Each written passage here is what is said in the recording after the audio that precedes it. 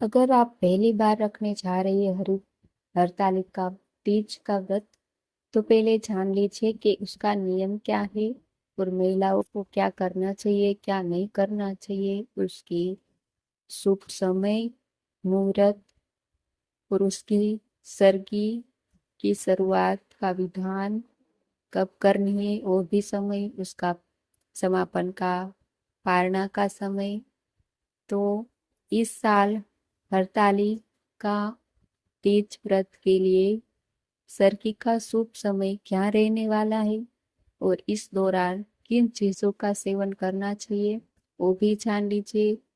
हरतालिका तीज का व्रत सुहागिन महिलाओं के लिए अत्यंत महत्वपूर्ण और शुभ माना जाता है। महिलाएं पति की लंबी उम्र और अखंड सौभाग्य के लिए व्रत और भगवान शिव और माता पार्वती की पूजा करती है। इस व्रत को करने से सुखमय दाम्पत्य जीवन का आशीर्वाद मिलता है। इसे कठिनतम व्रतों में से एक माना जाता है क्योंकि इस दिन निर्जला उपवास रखा जाता है। हरतालिका तीज व्रत की शुरुआत से पहले सर्गी करने का विधान है। वही इस व्रत का समापन पारण के साथ किया जाता है। सर्गी का शुभ समय के दौरान किस चीजों का हमें सेवन करना चाहिए, क्या खाना चाहिए और क्या नहीं खाना चाहिए। तीज और करवा चौथ जैसे उपवासों में सर्गी का बड़ा महत्व माना जाता है। सर्गी के साथ ही व्रत का आरंभ होता है, जिससे मिष्टान मेवा होता है। इसे प्रसाद के रूप में ग्रहण किया जाता है, जिसके बाद व्रत शुरू होता है। सर्गी में नमक युक्त भोजन से बचना चाहिए। सर्गी में आप ताजे मौसमी फल, जूस, नारियल पानी, मेवे, मिठाई, खीर आदि ले सकती है।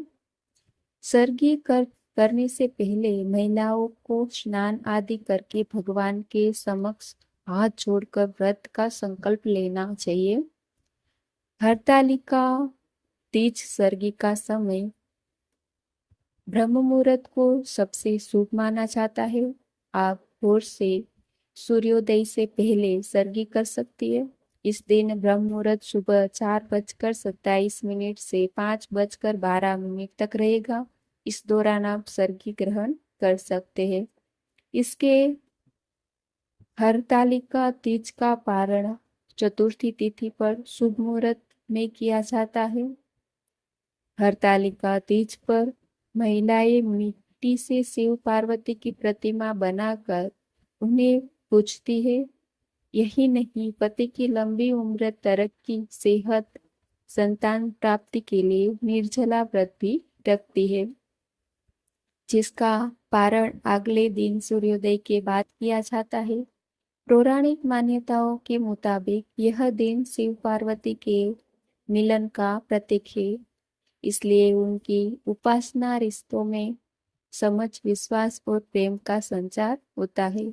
सबसे पहले गर्भवती महिलाओं के लिए यह व्रत रखना उचित नहीं माना गया है। इसी व्रत में निर्जला उपवास करने की परंपरा है, लेकिन इससे गर्भवती महिला और गर्भस्थ शिशु के स्वास्थ्य पर नकारात्मक असर पड़ सकता है। इसलिए ऐसी स्थिति में महिलाओं को केवल भगवान शिव और पार्वती की पूजा करनी चाहिए। इसी प्रकार बीमार महिलाओं या कमजोर स्वास्थ्य वाली महिलाओं को भी व्रत को नहीं करना चाहिए। लंबे समय तक भूखा प्यासा रहना स्वास्थ्य पर नकारात्मक प्रभाव डाल सकता है। ऐसे में बेहतर रहेगा कि वे केवल फलाहार या सामान्य पूजा करें और मन में शिव को स्मरण करें।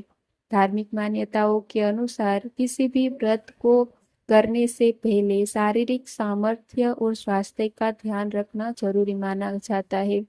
इसलिए बुजुर्ग और अत्यधिक कमजोर महिलाएं भी यह व्रत रखने से बचे। आप केवल श्रद्धा भाव से भगवान शिव और पार्वती की पूजा कर सकती है। धार्मिक मान्यता के अनुसार जिन महिलाओं का विवाह नहीं हुआ है, उन्हें यह व्रत कठोरता से रखने की आवश्यकता नहीं है। वे केवल सच्चे मन से पूजा और आराधना करके भी अच्छे वर की कामना कर सकती है। मान्यता है कि इस दिन महिलाओं को दिन में सोना नहीं चाहिए और रात को भी जागरण शुभ माना जाता है। भजन कीर्तन करना और भगवान शिव पार्वती का नाम जाप करना से व्रत का पुण्य फल कई गुना बढ़ जाता है। इस दिन महिलाओं को अपनी मांग खाली नहीं रखनी चाहिए, बल्कि 16 श्रृंगार करना चाहिए। धार्मिक परंपरा के अनुसार इस दिन काले रंग के वस्त्र और चूड़ियां पहनना वर्जित होता है। इसके बजाय हरे और लाल रंग को शुभ माना जाता है। व्रत के समय पति पत्नी के बीच किसी प्रकार का विवाद या झगड़ा अशुभ माना जाता है।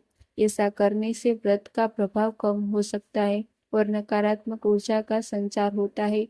इसलिए इस दिन वातावरण को सकारात्मक बनाए रखे। महिलाओं को इस बात का भी ध्यान रखना चाहिए कि यदि वे मासिक धर्म में हो तो हरतालिका तीज का व्रत न करे। अगर मन से संकल्प करना चाहे तो केवल ध्यान, मंत्र जाप और मानसिक पूजा करे और पूजा सामग्री को छूने से बचे। हरतालिका तीज का पर्व न केवल धार्मिक दृष्टि से बल्कि सांस्कृतिक दृष्टि से भी महत्वपूर्ण है। यह व्रत पति पत्नी के बीच विश्वास और प्रेम को मजबूत करता है और महिलाओं को आत्मिक शक्ति को बढ़ाता है।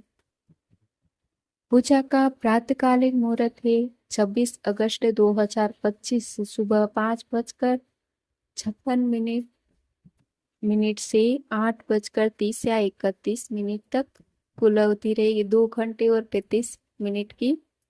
तृतीया तिथि का समय है 25 अगस्त 2025 को दोपहर 12:34 से।